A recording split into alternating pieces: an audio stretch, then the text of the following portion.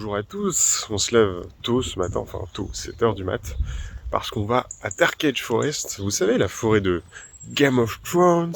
Du coup, c'est sur une haute, mais qui est un peu condamnée. Vous allez voir, il y a de très beaux arbres, et vous allez reconnaître la scène sûrement. Et on commence à y arriver. Les arbres sont vraiment beaux. Après, c'est vraiment parce qu'il y a la série. Hein. Celui-là s'est fait taillader. Mais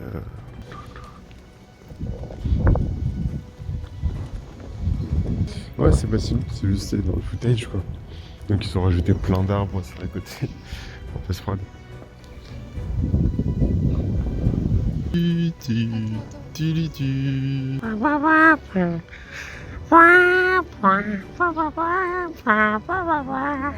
Bon, les arbres c'est très bien, mais nous on veut voir des géants. On est venu à la chaussée des géants là. Enfin, c'est connu dans le monde entier, hein, ces visages comme ça, vous allez voir. Imaginez une côte sauvage, frappée par les vents du nord, où la mer irlandaise rencontre un étrange tapis de pierre. Ça vraiment, c'est le défilé de mode. Irish Power. Mais tu sais qu'en vrai j'ai plein de couches, j'ai genre un petit pull, j'ai le thermorégulant là, le sweat. Et Cette personne est équipée. Bien joué. Nous on va descendre le long de ce chemin et j'ai envie d'aller voir là. En vous promenant ici, chaque pierre a son secret. La Wishing Chair, un trône naturel de basalte, est un siège de légende où les souhaits semblent taillés à la main. La plupart des colonnes sont hexagonales, mais certaines en ont 4, 5 ou même 8 faces, comme si la nature avait voulu prouver son génie. Ouais, elle fait facilement 20 mètres de haut. Et c'est du caillou, hein. C'est le même caillou qu'il y a sur la plage, mais là en fait, il est apparent à la montagne, ça fait une falaise. C'est impressionnant. On nous demande comment ça peut exister.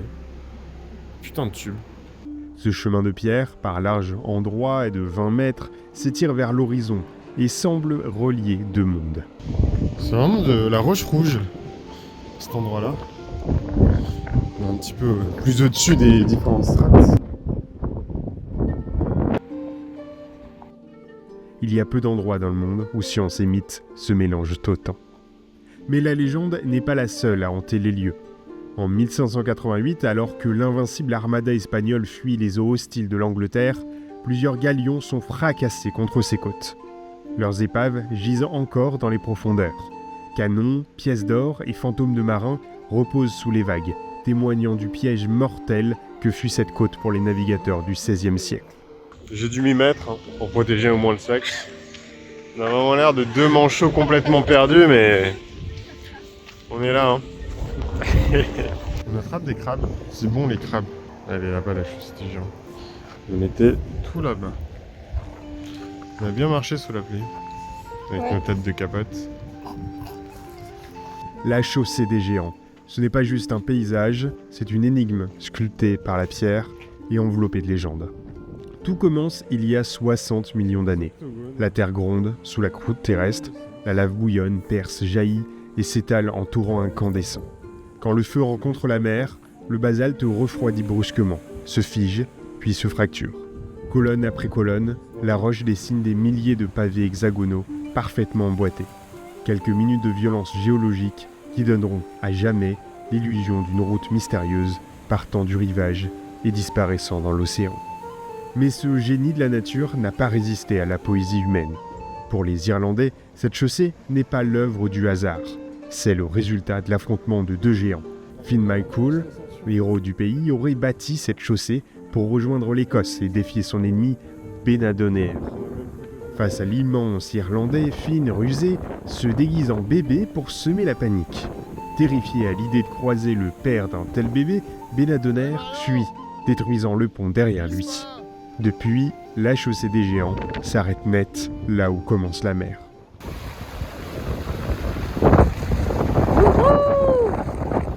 Ceux-là ils sont marrants, donc il y a de la mousse qui est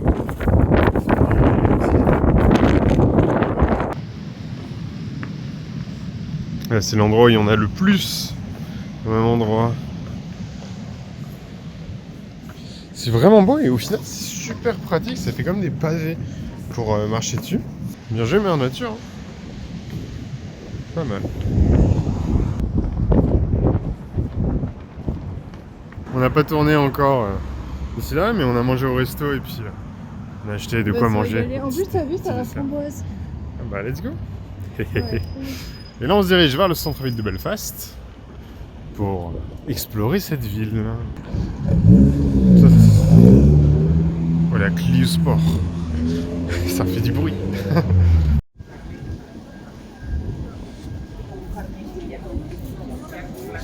Là, une chose est sûre, on est à Belfast.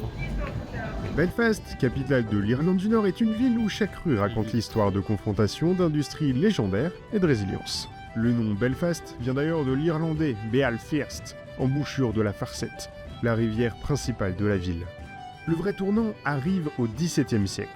Après la défaite des clans gaéliques O'Neill et O'Donnell, en 1607, l'Angleterre lance la plantation d'Ulster.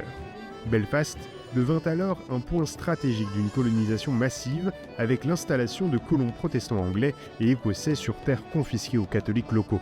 Déjà, les graines du conflit communautaire sont plantées. Et c'est là du shopping. Ouais. Au XVIIIe, puis surtout au XIXe, l'industrialisation fait exploser la ville.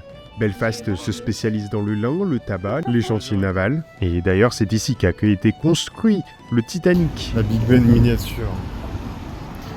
La grosse cloque avec la pluie extrêmement glaciée qui est en train de tomber. C'est pas le plus agréable. Belfast devient le cœur industriel de l'Irlande. On disait qu'à la fin du 19e, c'est la Manchester d'Irlande. Mais ce développement s'accompagne de nouvelles tensions, des révoltes en 1641, des émeutes économiques lors de la crise de 1929. Et beaucoup de pluie.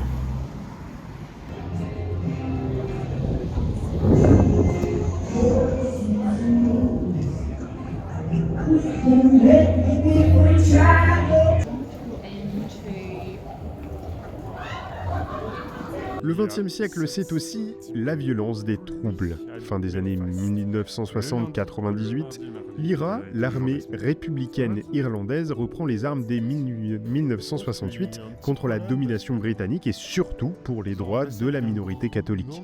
S'ensuivent attentats, barricades et enclaves communautaires. Les Peace Walls, véritables murs de la paix, séparent encore certains quartiers catholiques et protestants. À Belfast, la géographie urbaine garde la mémoire des affrontements. Et bonjour à tous, ça fait un petit temps que j'ai pas allumé la caméra. On est de retour au nord de Dublin, on a fait un bon petit travail de pilotage. Et donc là on se retrouve dans le port de Dublin, c'est pas vraiment dans la ville mais plus au nord-est. Et voilà, on va séjourner là. Demain matin on rend le camping-car. On a pris un Airbnb au nord de l'aéroport et du coup demain on passera la journée à l'aéroport.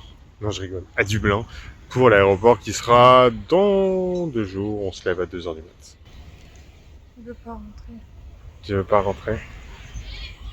Elle veut pas rentrer. Les algues, les mouettes.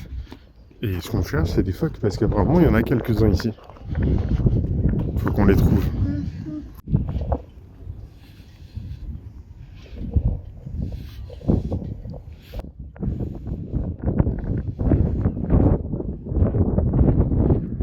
Et ça y est, on a rendu le petit Bunky. Aucun dégât déploré, la conduite a été professionnelle. Ah.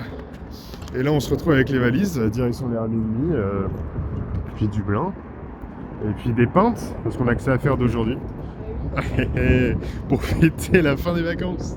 Bonjour à tous, il est 3h du matin, et heureusement qu'on a trouvé un taxi pour venir en voiture, parce que 1 heure de marche sous une telle pluie, ça aurait été compliqué.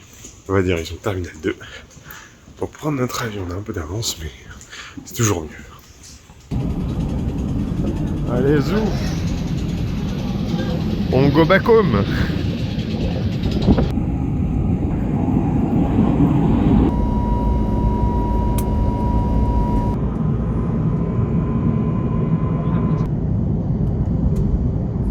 Encore un voyage de terminé, le deuxième de madame.